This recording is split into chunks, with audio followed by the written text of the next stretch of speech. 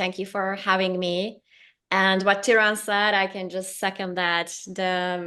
What he's doing, and I had the first-hand experience to see him in action and his people in action when I was at the JNF volunteering mission in January in Israel. So I really, really suggest everyone to really join one of our volunteering missions as well.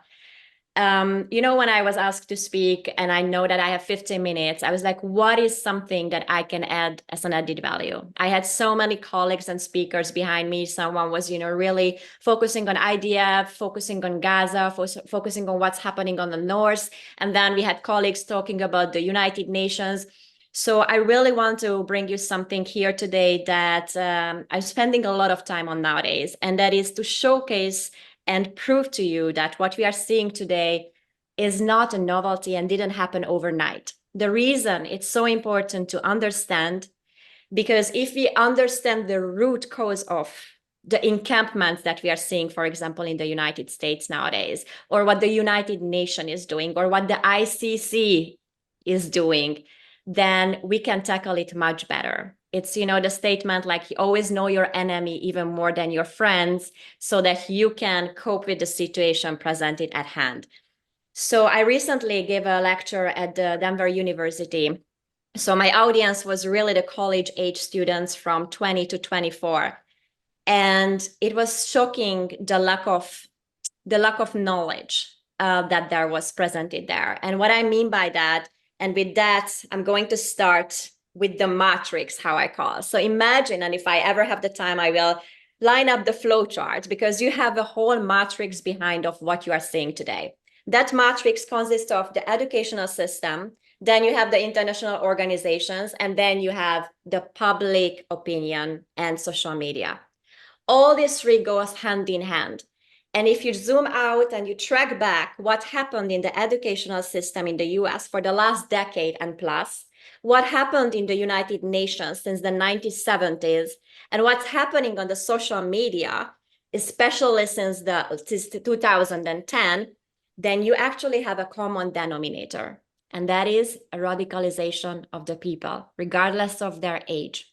What's happening in the educational system, and we're going to start with that, you have the DEI, you have the critical race theory, combined with the influx of millions of dollars from group of people, and we know it's Qatar, but also others who have a very different idea on how the world should work.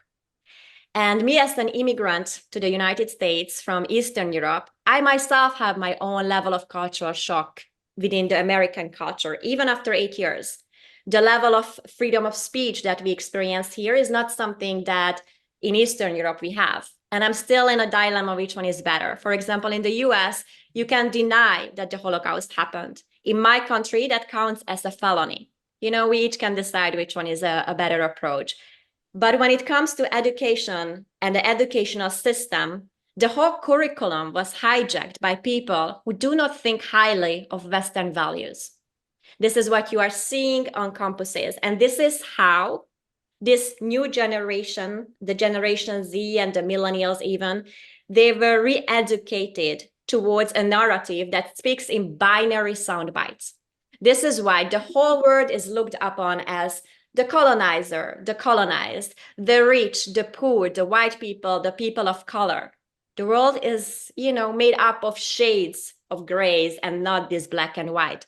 But this is what you are seeing. And couple that with something I don't feel we talk enough about. And that is the fact that this generation, especially in the United States, grew up with such a privilege. And I know that the word privilege is, flying very much as an intermediate slogan in America, but the real privilege is to be an American who grew up in the last 2 decades without war.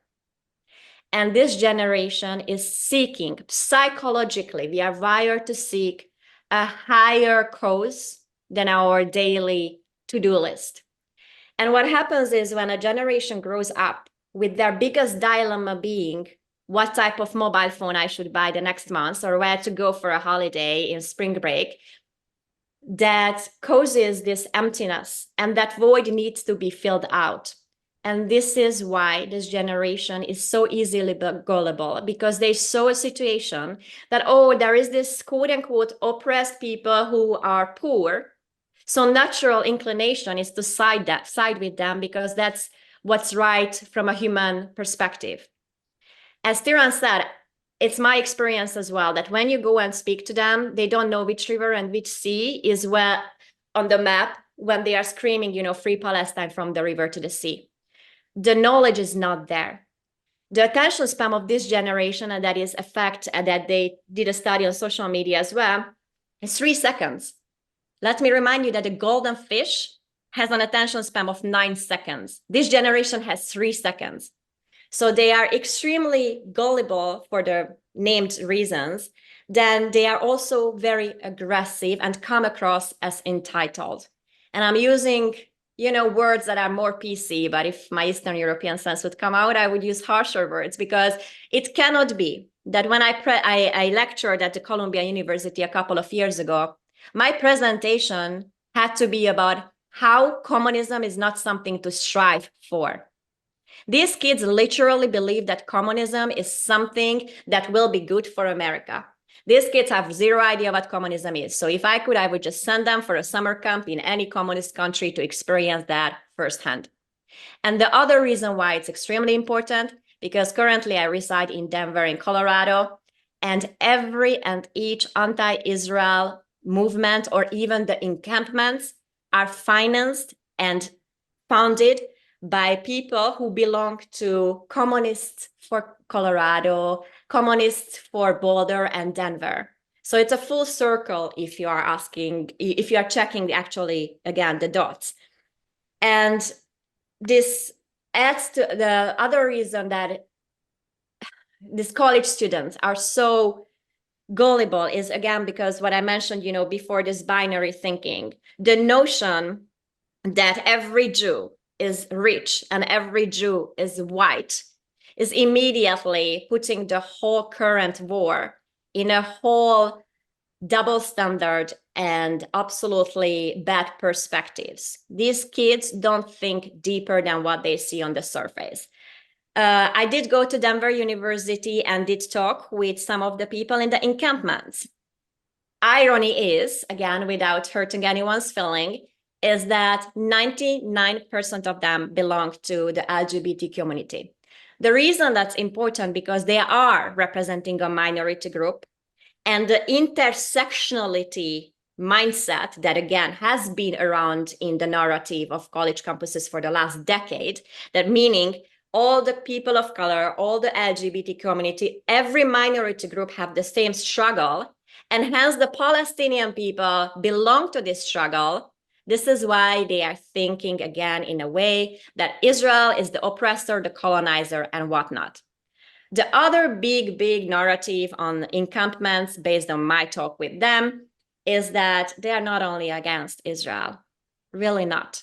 Most of them are burning American flags as well. And that blows your mind. And this is where I say, regardless of your feeling towards Israel and towards Jews, and I know it's harsh, but I really need to get to the non-Jewish audience sometimes, and this is my way, because you can hate Israel if you want, but at least love yourself enough in the West. Love yourself in America enough to know that if someone is burning your flag in America, they're coming after you as well. I'm not going to, repeat the cliches that we all know, that how a gay person in Gaza would be executed, and yet here they are holding the Free Palestine poster. Okay, again, idiots and silliness and uneducation and aggressiveness.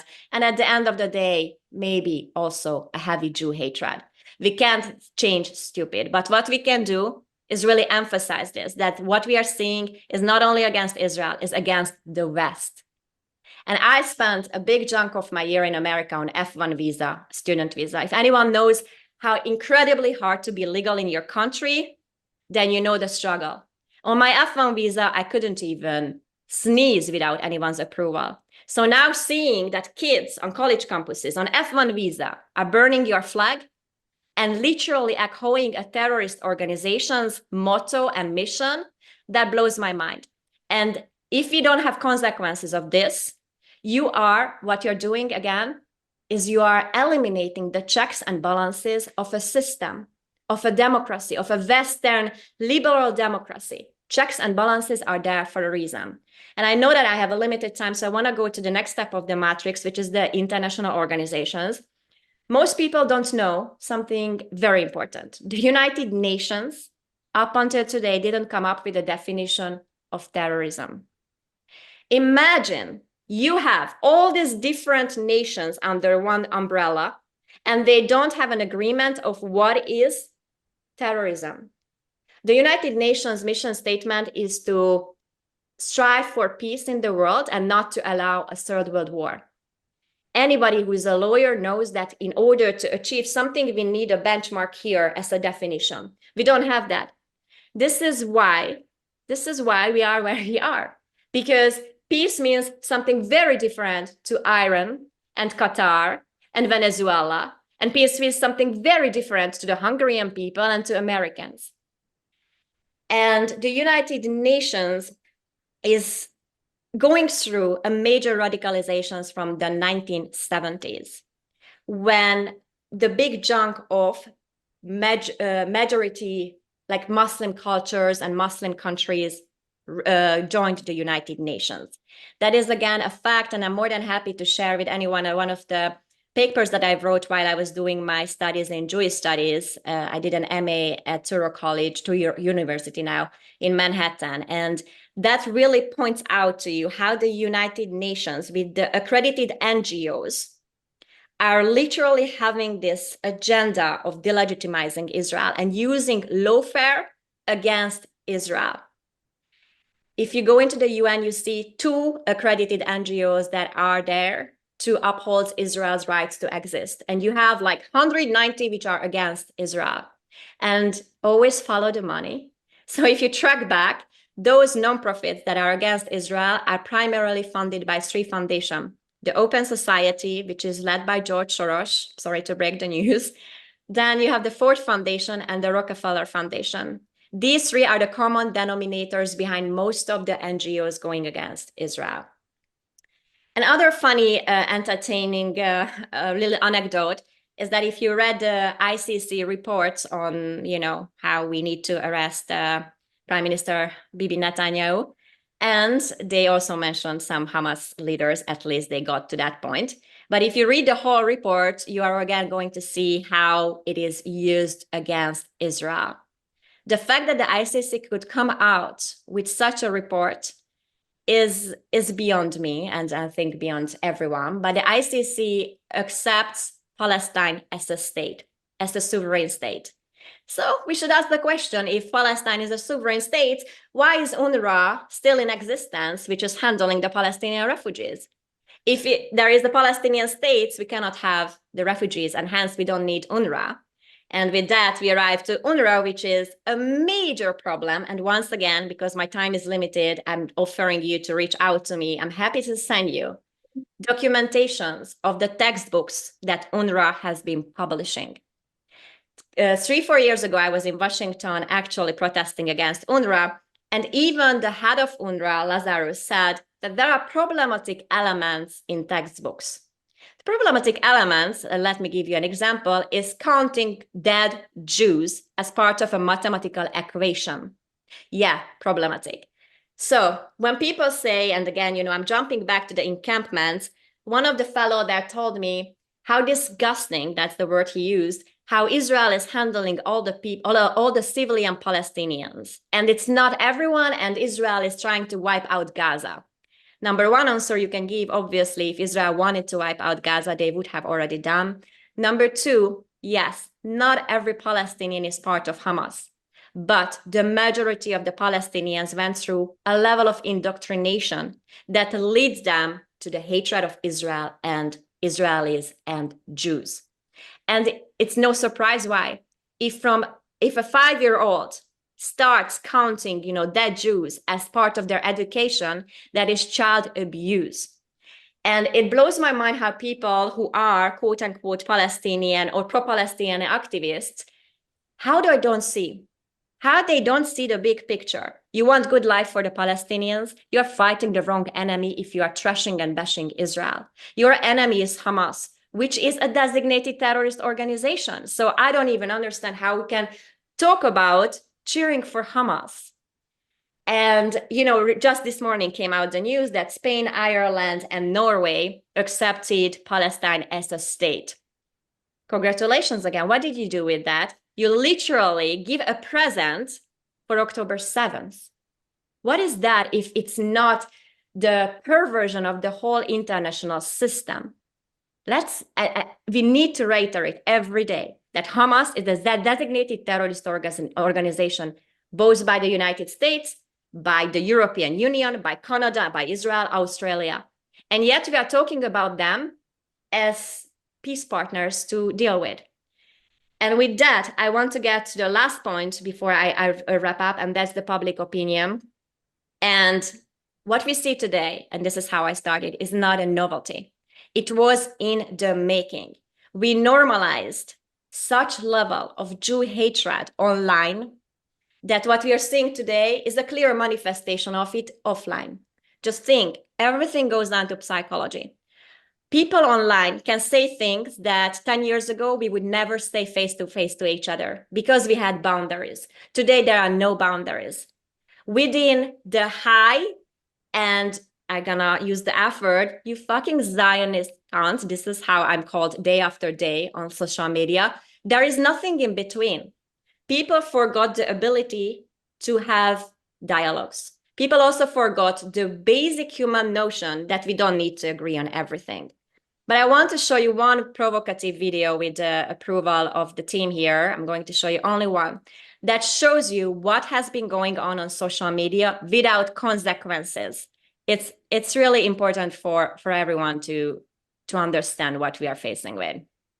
Let me see it. Maybe let me see it. Just 180. So this is just one video. The other one I'm not going to show because it uses words that we don't want to hear. But again, I'm happy to share it with you. This video is 3 years old. The other video is something that happened in London, again, 3 years ago. The problem with this is that these two girls were not expelled from their colleges. This video is still on TikTok. Nothing had consequences. When I speak at college campuses, I often ask people to substitute Jews for the people who belong to, you know, the African American community, so the Black community. If anyone would do that against them, there would be major consequences. If anyone would do a video like this against the members of the LGBT community, there would have been consequences. But somehow Jew hatred is normalized and business as usual. So yes, nothing is a novelty today, but what October 7th sadly led us to is that people are getting more and more educated. So people are more aware of what's going on, and that the latitude of the issue, both on campuses and on social media and the international platforms, are deeper and bigger than what we actually thought. But I want to end on a positive note. I full-heartedly and confidently believe that there is a very aggressive minority that is oppressing and bullying a passive majority.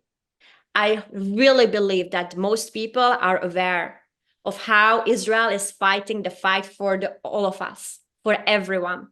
We are just bullied, like in kindergarten and in high school and in college.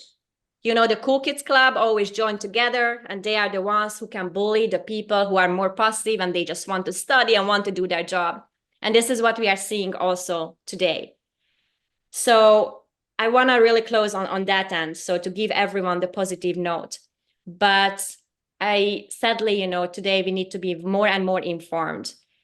If you ever want to go out and talk to people in the encampments, reach out to me. I have some great pointers how to navigate those discussions, because emotions are high.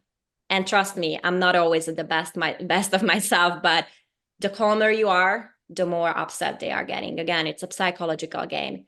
And there are so many things that they are saying that proves to you that they are literally against everything that our ancestors and our grandfathers have fought for.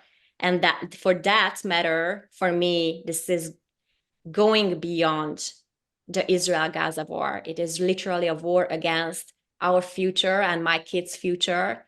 So I really hope that, everyone is taking their own part in this fight. And I'm here for Israel. I'm here for the Jewish people. And I really thank you for the opportunity for share these thoughts with you. I hope that I could give you some bullet points, added value at least. And I'm always available for anyone who wants to know more in a specific topic. Thank you so much, Sol, and everyone.